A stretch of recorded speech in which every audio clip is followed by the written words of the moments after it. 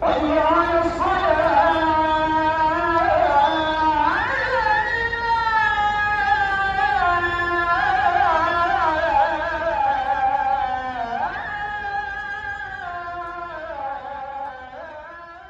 Sophia जो कि आज एक मस्जिद है, वो कभी एक म्यूज़ियम था और उससे पहले वो एक चर्च था।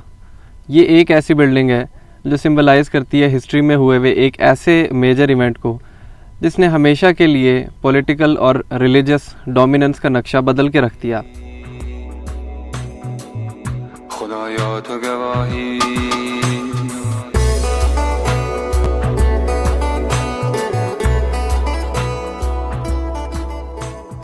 आया सोफिया का कॉन्सेप्ट समझाने के लिए आपको वक्त में थोड़ा सा पीछे लेके जाना पड़ेगा। जब क्रिश्चियनिटी दुनिया में इंट्रोड्यूस हुई तो उसके 200-300 साल तक क्रिश्चियंस एक बहुत मिजरेबल ज़िंदगी गुजारते रहे, क्योंकि उस वक्त दुनिया पे हुकूमत थी रोमन एम्पायर की, और रोमन एम्पायर का ऑफिशियल रिलीजन था पेगनिज़म, यानी कि बुत परस्ती।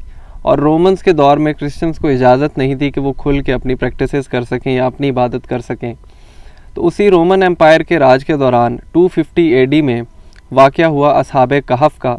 वो 7 नेक क्रिश्चियन नौजवान जो कि शिरक नहीं करना चाहते थे, वो जान बचा के भागते हैं शहर से दूर और एक गार में जाके छुप जाते हैं, जहां अल्लाह ताला उन्हें 309 साल के लिए गहरी नींद सुला देता है। तो असहाबे कहफ का वाक़या इस चीज़ को वेरीफाई करता है कि वाकई उस दौर में क्रिश्चियंस को इजाज़त नहीं थी कि वो अपने मज़हब को प्रैक्टिस कर सकें। तो फिर सोचने की बात यह है कि उसके बाद इतने कम टाइम में इतना ज़्यादा कुछ कैसे बदल गया। ऐसा कौन सा मेजर इवेंट हुआ दुनिया में जिसने रिलीजियस डोमिनेंस का नक्शा बिल्कुल चेंज कर दिया, और वो मज़हब जिसको प्रैक्टिस करने की भी इजाज़त नहीं दी जा रही थी, वो पूरी दुनिया पे कैसे फैल गया।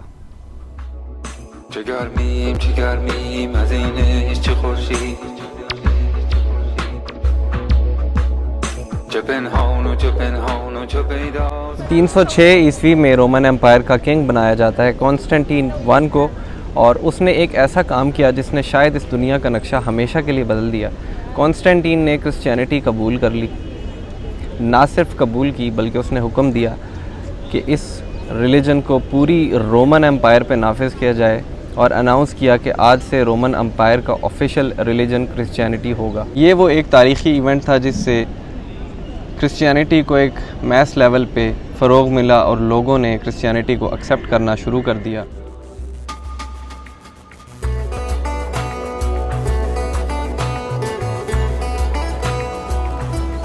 क्रिश्चियनिटी और स्टेट तारीख़ में पहली दफ़ा साथ आए और इस सब ने एक कॉन्सेप्ट को जन्म दिया, और उस कॉन्सेप्ट का नाम था आया सोफिया। तो क्रिश्चियनिटी एक्सेप्ट करने के बाद कॉन्स्टेंटीन I ने रोमन एम्पायर का कैपिटल मूव किया रोम से इस्तंबुल की तरफ, एंड उसी किंग के नाम से इस शहर का नाम कॉन्स्टेंटिनोपल रखा गया। ईस्टर्न रोमन एम्पायर के लोग वो लोग थे जिन्होंने कॉन्स्टेंटीन के साथ क्रिश्चियनिटी को पहले एक्सेप्ट किया था। यूँ एक नई टर्म दुनिया में आए जिसको हम बाइजेंटीनियंस कहते हैं। बाइजेंटीनियंस एक्चुअल में रोमन्स ही थे, लेकिन वो ईस्टर्न रोमन एम्पायर वाले लोग थे जिन्होंने क्रिश्चियनिटी को पहले एक्सेप्ट किया था। इस तरह कॉन्स्टेंटीन I पहला बाइजेंटीनियन रूलर बना।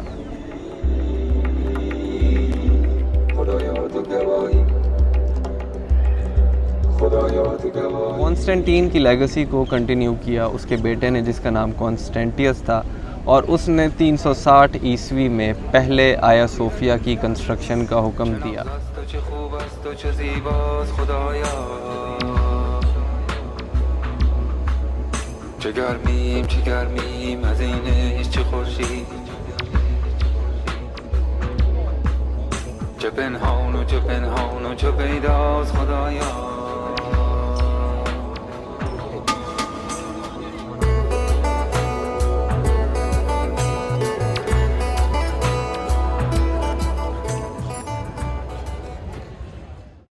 Well, when you get into details in terms of architecture, it's a very common, very typical, a great example of one of the first churches in Roman architecture.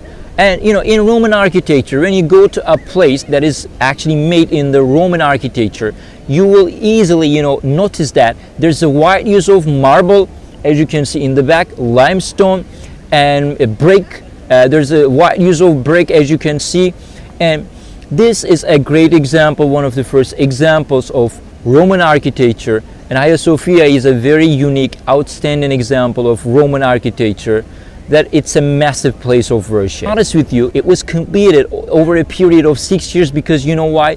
All the construction materials, all the columns were taken from different parts of the empire, from the temple of Baalbek, from Lebanon, from Greece, from the temple of Ephesus, from like different parts of the empire at the time, from the temple of Sun, from Italy. So this explains why it was completed over a period of 6 years, everyone.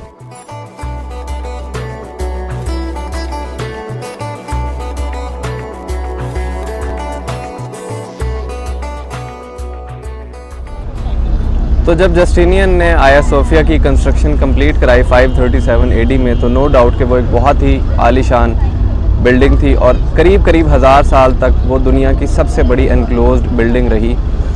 उससे पहले past में ऐसी कौन सी building थी जो इतनी आलीशान थी? वो थी टेम्पल ऑफ सोलोमन जेरूशलम के अंदर। हज़रत सुलेमान अलैहिस्सलाम जो कि एक नबी थे, उन्होंने जेरूशलम में एक बहुत ही आलीशान बिल्डिंग तामीर कराई थी और उसके अंदर रखा गया था ताबूत सकीना को, आर्क ऑफ द कोवेनेंट। तो जब आया सोफिया की कंस्ट्रक्शन कंप्लीट हो गई तो जस्टिनियन ने हज़रत सुलेमान की बराबरी नहीं की, बल्कि दावा किया कि मैंने उनको पीछे छोड़ दिया है और मैंने टेम्पल ऑफ सोलोमन से भी ज़्यादा एक आलीशान बिल्डिंग बनाई है। तो उसने ये स्लैब इंस्टॉल कराई आया सोफिया के अंदर, जिससे वो ये डिपिक्ट कर रहा है कि मैंने हज़रत सुलेमान अलैहिस्सलाम को पीछे छोड़ दिया है और मेरा जो आया सोफिया है वो टेम्पल ऑफ सोलोमन से भी ज़्यादा आलीशान है।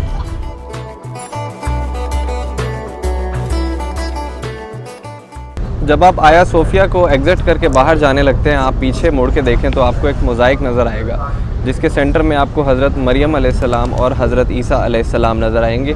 उनके राइट साइड पे एक बंदा खड़ा है, वो बंदा है कॉन्स्टेंटीन I, जिसने कुस्तुनतुनिया कॉन्स्टेंटिनोपल की कंस्ट्रक्शन कराई थी, ये शहर बनाया था। तो वो एक वर्ल्ड सिटी का मॉडल लेके खड़ा है और दिखाया ये जा रहा है कि वो हज़रत ईसा और हज़रत मरियम को तोहफ़ा दे रहा है कि मैं दुनिया में आपके लिए ये काम करके आया हूँ। और लेफ़्ट साइड पे जो बंदा खड़ा है वो है जस्टिनियन I। ये वो बंदा है जिसने थर्ड आया सोफिया की कंस्ट्रक्शन कंप्लीट कराई थी 537 एडी में। तो वो भी उनके सामने ये चीज़ तोहफ़े के तौर पे ही पेश कर रहा है कि मैं दुनिया में ये काम आपके लिए करके आया हूँ।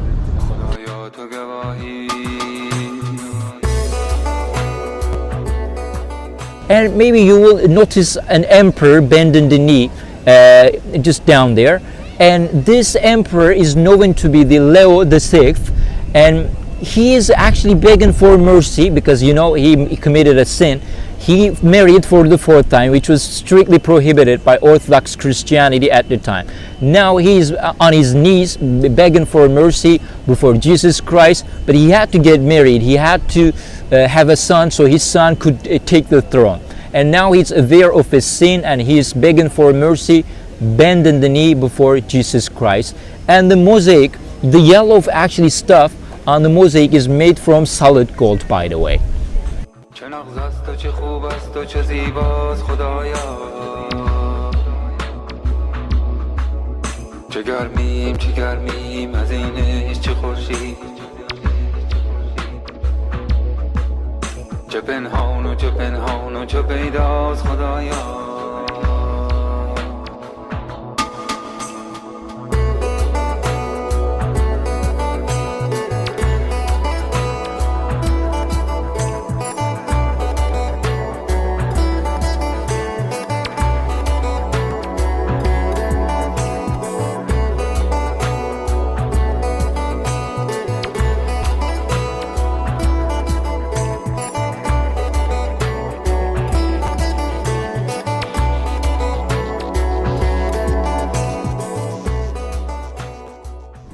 तो ये वीडियो ख़त्म करने से पहले मैं आपके साथ 2 बातें शेयर करना चाहता हूँ। पहली चीज़ ये कि जब ये पहला आया सोफिया तामीर हुआ था 360 ईस्वी में, तब इसको आया सोफिया नहीं कहते थे। ये एक बेसिलिका था जहाँ पे क्रिश्चियंस अपनी इबादत किया करते थे।